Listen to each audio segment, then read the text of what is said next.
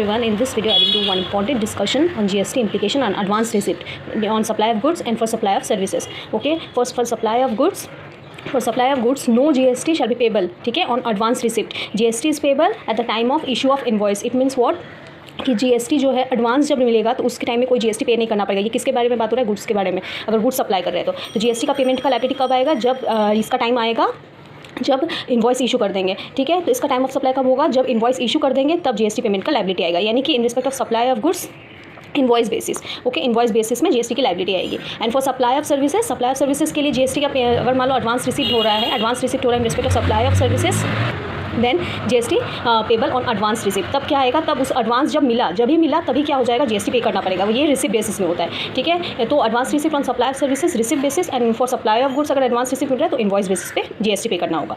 ठीक है, अब सप्लाई ऑफ सर्विसेज में कुछ एक्स्ट्रा चीज़ और देखेंगे। ठीक है, अगर देखिए सप्लाई ऑफ सर्विसेज में आपको एक्स्ट्रा अमाउंट, ठीक है, अगर कोई एक्स्ट्रा अमाउंट रिसीव हो रहा है एज इंडिकेटेड इन इनवॉइस, इसका मतलब क्या हुआ कि इनवॉइस में जितना है, ठीक है, इनवॉइस में सप्लायर ने सपोज कस्टमर को जो है इनवॉइस में बिल बना के दिया यहाँ पे 2000 का। ठीक है, तो वो क्या हो रहा है, उसको उसमें 2000 का बिल बना के दिया, लेकिन कस्टमर ने क्या किया? एक्सेस पेमेंट कर दिया।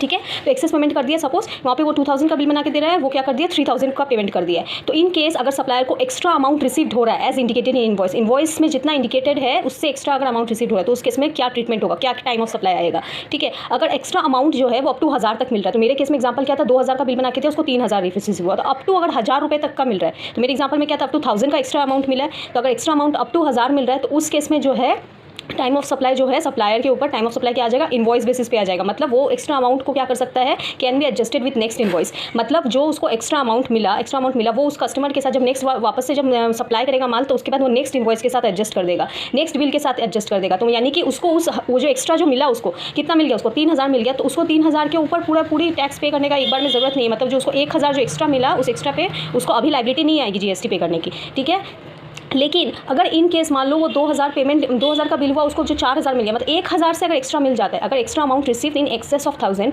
Then in that case GST जो है एक्स्ट्रा अमाउंट पे रिसीव बेसिस पे आ जाएगा। यानी कि तो उस टाइम क्या हो जाएगा? वो रिसीव बेसिस पे, मतलब जब मिला तभी क्या हो जाएगा? टाइम ऑफ सप्लाई हो जाएगा। ठीक है, तभी क्या हो जाएगा?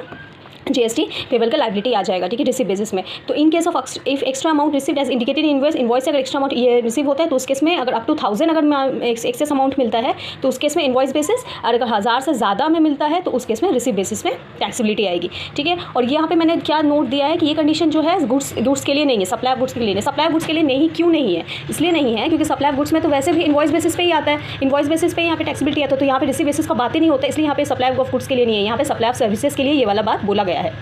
ठीक है, अब और एक क्या नोट है कि इसके रिस्पेक्ट में कि एडवांस रिसीव जो है वो क्या होता है? इंक्लूसिव ऑफ जीएसटी होता है। तो इस केस में अगर जब जीएसटी निकालेंगे तो उस केस में क्या करना पड़ेगा? उसको ग्रॉस अप करना पड़ेगा, उस अमाउंट को, एडवांस रिसीव अमाउंट को, that need to be gross up. If you like my videos please like, share and subscribe.